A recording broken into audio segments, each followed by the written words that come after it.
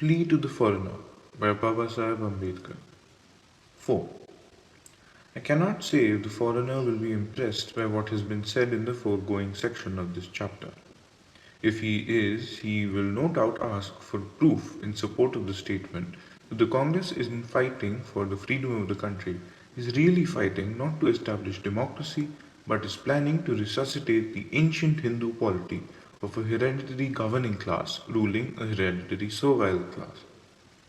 I am not certain that the foreigner will be satisfied with the evidence, but I am prepared to place it before him for what is worth. Who constitute the governing class in India?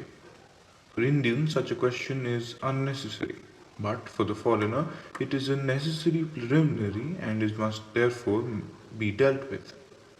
The governing class in India consists principally of the Brahmins. Strangely enough, some present-day Brahmins repudiate the allegation that they belong to the governing classes, though at one time they described themselves as Bhudevas, gods on earth. What can this volte-face be due to? The intellectual class in every community is charged by its moral code with one sacred duty, namely to safeguard the interests of the community and not to sacrifice it to the interests of their own class. No intellectual class has so grossly related this trust as have the Brahmins in India. When one finds the Brahmins repudiating their position as the governing class in India, one begins to think whether it is due to a guilty conscience, born out of the realization that they have committed a criminal breach of this trust, and therefore dare not stand before the bar of the world, or is it due to their sense of modesty? It is not necessary to speculate as to what the truth is, for it is hardly open to question that in India the Brahmins are a governing class. If necessary, there are two tests which one could apply for the purpose of ascertaining the truth. First is the sentiment of the people, and second is the Brahmin share in administration. Taking the attitude of the people towards the Brahmin, nobody can deny that the person of the Brahmin is regarded as sacred by every Hindu, high or low. He is the most worshipful master. To him, everyone, high or low, must bow. In pre-British days, he had immunities and privileges which were denied to the servile class. For instance, he could not be hanged even if he committed murder. That was because he was a sacred person.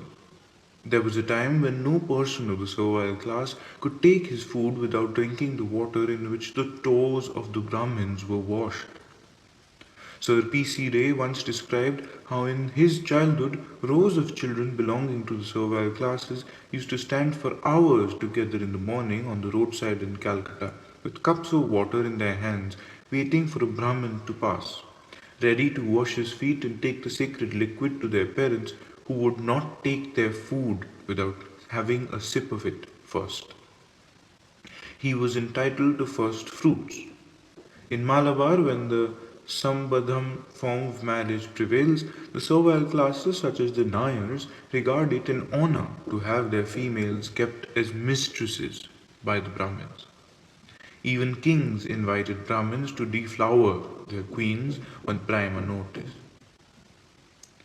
The traveller Ludovico di Varthema, who came to India in the middle of the 16th century and visited Malabar, says, "It is proper and at the same time a pleasant thing to know who these Brahmins are. You must know that they are the chief persons of the faith, as priests are among us.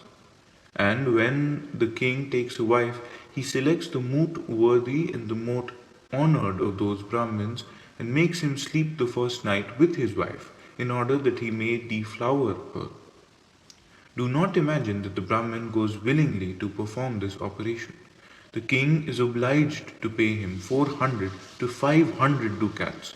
The king only and no other person in Calicut adopts this practice." Voyages of Varthema, Hakalayat Society, Volume 1, page 141. Other travellers tell that the practice was widespread. Hamilton, in his account of the East Indus, says, "When the Samarin marries, he must not cohabit with his bride till the Namburi, Nambudri, or chief priest has enjoyed her, and if he pleases, he may have her 3 nights. because the first fruits of her nuptials must be a holy oblation to the god she worships, and some of the nobles are so complacent as to allow the oligarchy the same tribute that the common people cannot have that compliment paid to them, but are forced to supply the priests' places themselves. Volume 1, page 308. Buchanan, in his narrative, refers to the practice in the following terms. The ladies of the Tamuri family are generally impregnated by the Nambudris, although if they chose, they must employ the higher ranks of Nayars. But the sacred character of the Nambudris always procures them a preference. Pinkerton's Voyages, Volume 8, page 734.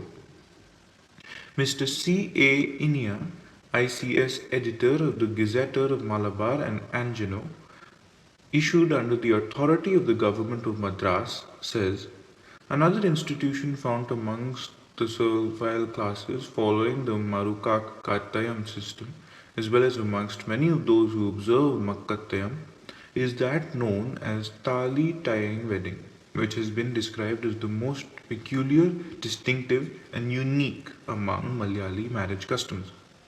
Its essence is the tying of a tali, a small piece of gold or other metal like a locket, on a string, on a girl's neck before she attains the age of puberty. This is done by a man of the same or of a higher caste. The usages of different classes differ, and it is only after it has been done that the girl is at liberty to contract some bandham. It seems to be generally considered that the ceremony was intended to confer on the Talitair or Manavain bridegroom a right to cohabit with the girl, and by some the origin of the ceremony is found in the claim of the Bhudevas or earth gods, that is the Brahmins, and on a lower plane of Kshatriyas or ruling classes to the first fruits of lower caste womanhood, a knight's skin to the medieval Droit des Saints. Volume 1, page 101. Under the British government and by reason of its equitarian jurisdiction, these rights, immunities, and privileges of the Brahmins have ceased to exist. Nonetheless, the advantages they gave still remain, and the Brahmin is still preeminent and sacred in the eyes of the servile classes, and is still addressed by them as Swami, which means Lord. The second test gives an equally positive result. To take only the Madras Presidency by way of illustration, consider Table 18, see page 218. It shows the distribution of gazetted posts between the Brahmins and the other communities in the year 1948. Similar data from the other provinces could also be adduced to support this conclusion, but it is unnecessary to labour the point. Whether the Brahmins accept or deny the status, the facts that they control the state and that their supremacy is accepted by the servile classes are enough to prove that they form the governing class. It is of course impossible for the Brahmins to maintain their supremacy as a governing class without an ally to help them on account of their being numerically very small.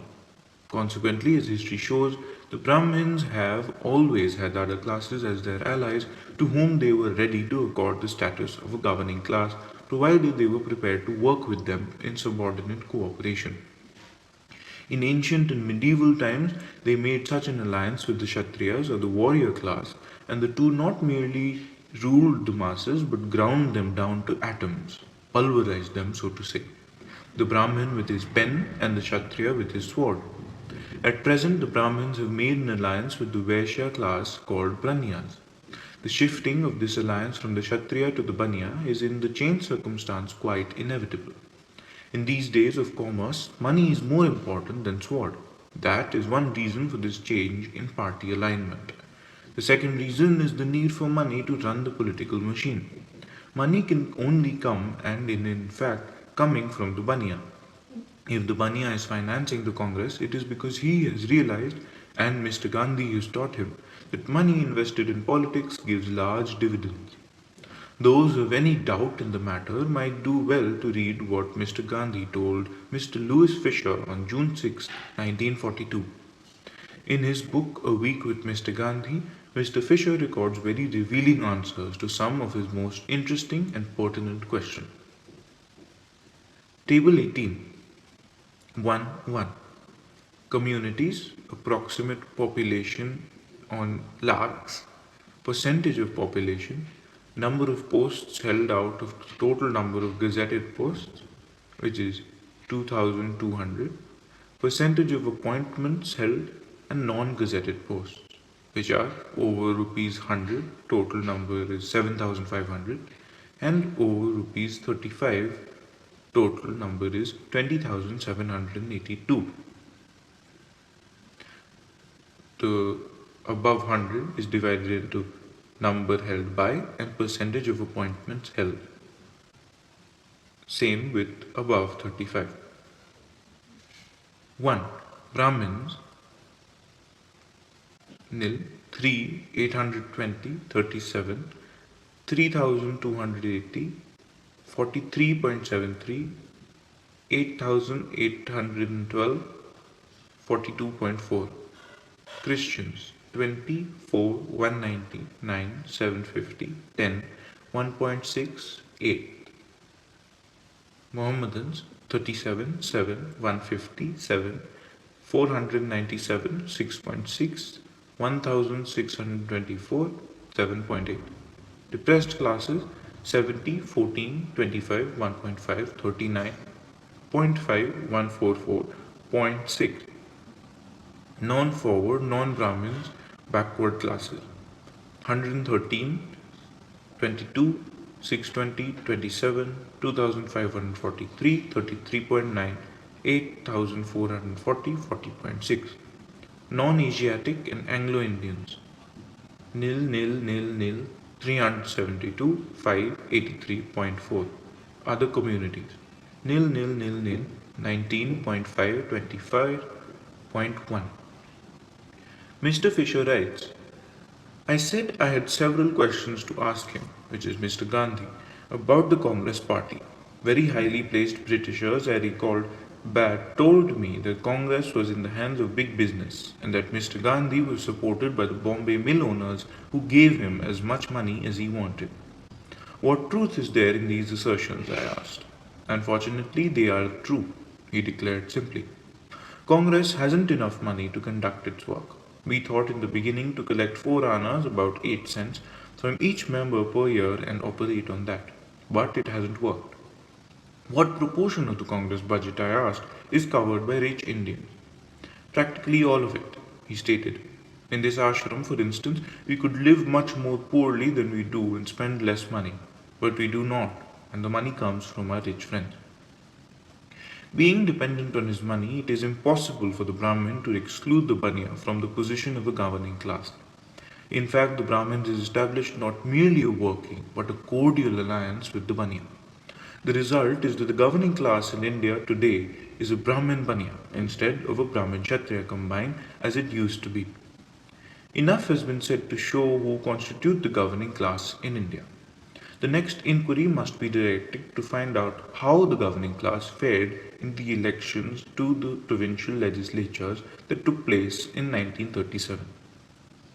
The elections that took place in 1937 were based on a franchise which thought it was neither universal nor adult, was wide enough to include classes other than the governing class, certainly wider than any existing prior to 1937. The elections based on such a franchise may well be taken as a test to find out how the governing classes fared as against the servile classes to this electoral contest.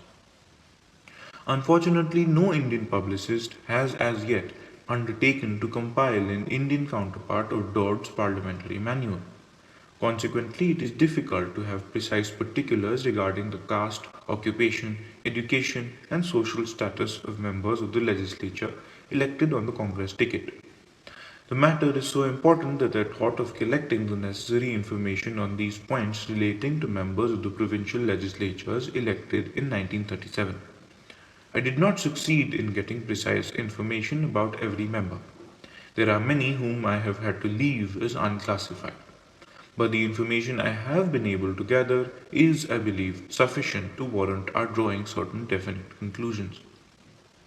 As an answer to the question as to how the governing class fared in the electoral contest of 1937, attention may be drawn to Table 19, see page 216, which shows the proportion of Brahmins and Panya, landlords and moneylenders, representing the governing class, and non-Brahmins and the scheduled castes representing the servile classes that were elected to the provincial legislative assemblies on the Congress ticket. Those who do not know how small is the proportion of the Brahmins to the total population of Hindus may not be able to realize the degree of overrepresentation which the Brahmins have secured in the election. But there is no doubt that on comparison with their numbers, the Brahmins have secured overwhelming representation. Those who wish to know what degree of representation the propertied classes such as the Banyas, businessmen and landlords obtained may see the figures given in Table 20, see page 217. It shows how many Banyas, the businessmen and landlords were elected on the Congress ticket.